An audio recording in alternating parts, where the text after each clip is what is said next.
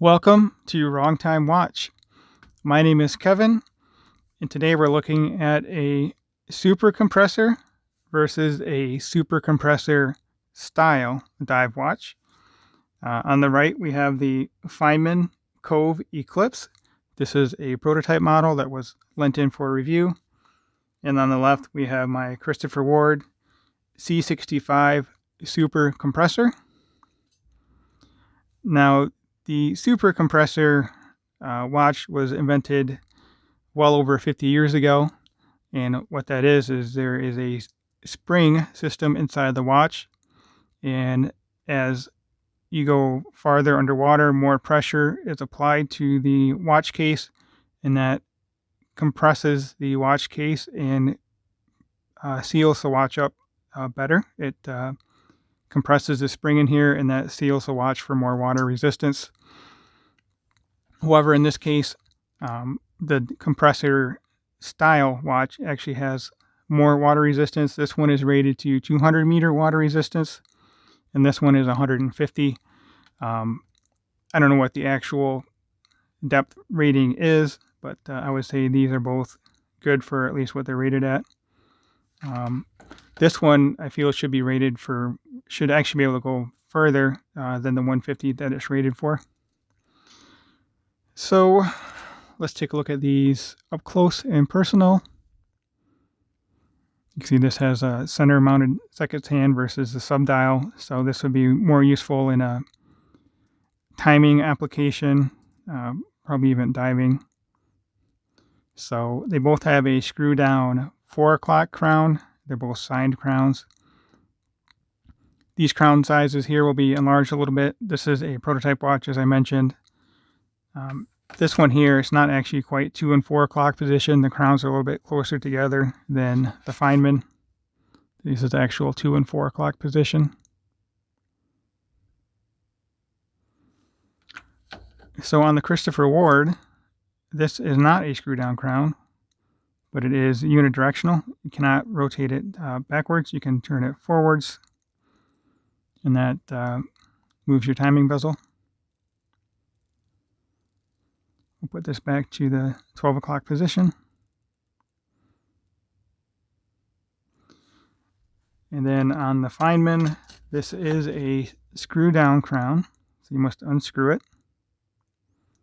And then the ring can rotate in both directions. This one's a little tricky to screw down without moving. So I put it a little bit past, push it in, and screw it down. Hopefully it won't pass a little bit. But anyway, just two different styles of compressor watches here. Well, actual super compressor and super compressor style. They do both have this boxed domed sapphire crystal. I really do appreciate the look of these crystals. It does distort the inner ring a little bit, but you can see this one much easier than the Feynman. Price on these watches are actually very close in price. The Christopher Ward on their website, $1,215.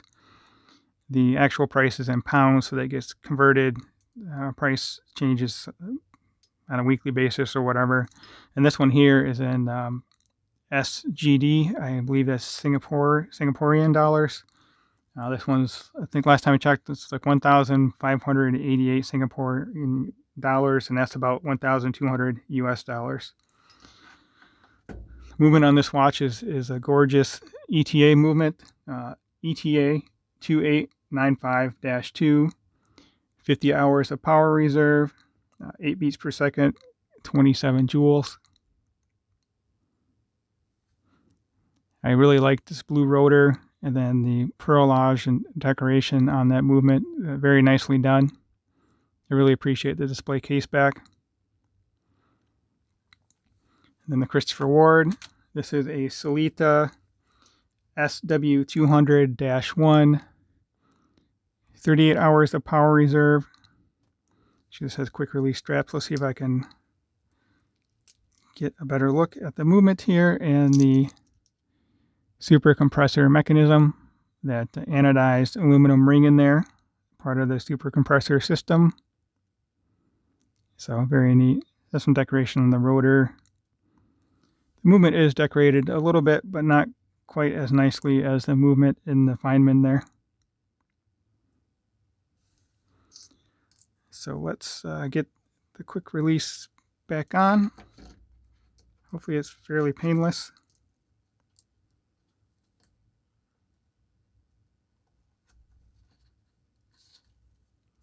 See if I got it in there. Yep. So that was quite quick. This model they're not making anymore, so actually the $1,200 price is for they have a blue dial, they have a light blue, and I think they have a dark blue, a little bit different color combinations. But I like the color of this one. I like the orange minute hand, the pop of orange on the rotating bezel in the second hand. So the Feynman has a better movement. Christopher Ward, I think it'd be a little bit better as an actual dive watch. 22 millimeter lugs on the Christopher Ward. Feynman has 20. Lug to lug. Christopher Ward is 47. The Feynman is 45.5. Diameter on this is a little larger, 41.5 versus 40.5. And then the thickness on the production model of this will be 12.8. And the thickness on this one is 13.2. And I already mentioned the 22 millimeter lug width, which does taper down nicely to 18. Milled clasp with the double pusher deployant. And also does have quick adjust inside the bracelet here. If I pull this little tab forward, then this will slide out. You can just push this back forward again to tighten it up.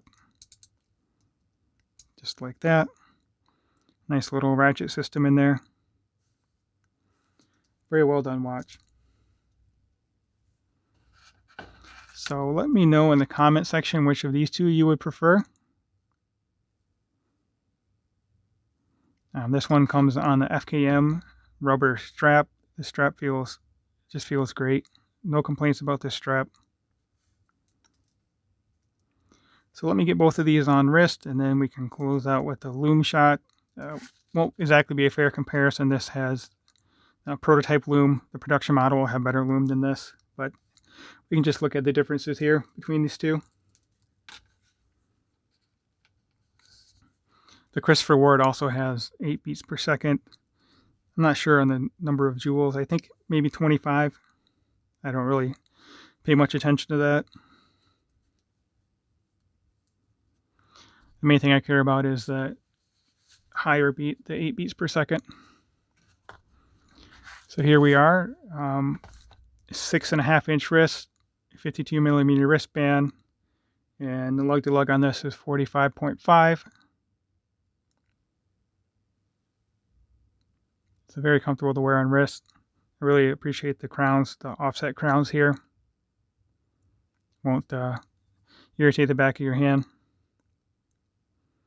And this strap does not taper. It's 20 millimeter all the way down. There's a nice bit of texture inside of that strap as well. Now let's zoom out for a moment here.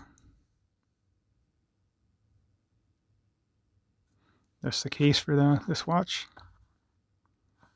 Christopher Ward comes in the typical Christopher Ward bamboo box.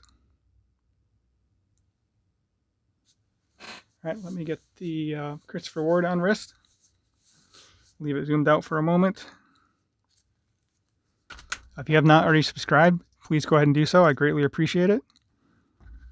Like the video if you've liked it, and leave a comment below. Let me know which of these watches you like better, which one you would choose for your approximate $1,200.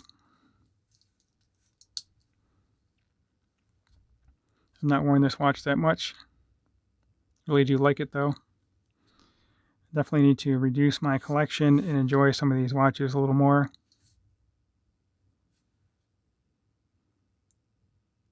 So the lug to lug on this one is 47. Actually, that fixed center link extends that a little bit.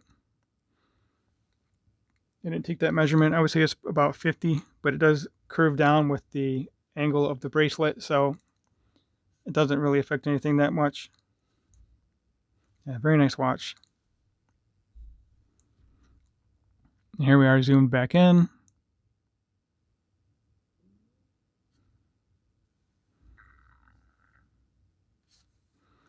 Guess I didn't look at the cases too closely here. They're both a mixture of brushed and polished surfaces.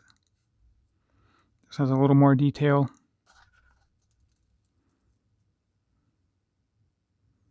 But they do look quite similar.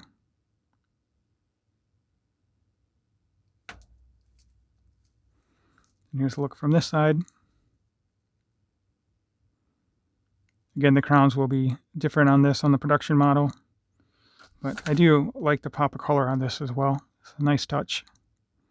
And it matches the color underneath the display case back here as well. So let me pause the video and we'll just take a quick look at the loom. All right, so on the left, we obviously have the Christopher Ward C65 Super Compressor. And the loom is brighter on the Christopher Ward. But again, the loom is supposed to be improved on the Feynman Cove Eclipse on the right. You can see the neat loom background in that center ring there. It's quite a unique loom pattern. And the outer ring and the inner ring is loomed as well. So neither of these have SKX loom, but I think the loom is good enough. But loom is not all that important on my watch criteria. I'll hit the Feynman with UV light again. We can look at that cool loom pattern there. Yeah, as always, thank you for watching. I'll catch you on the next video. Feel free to leave comments below. Let me know your thoughts, and if you have any questions, I will try my best to answer them.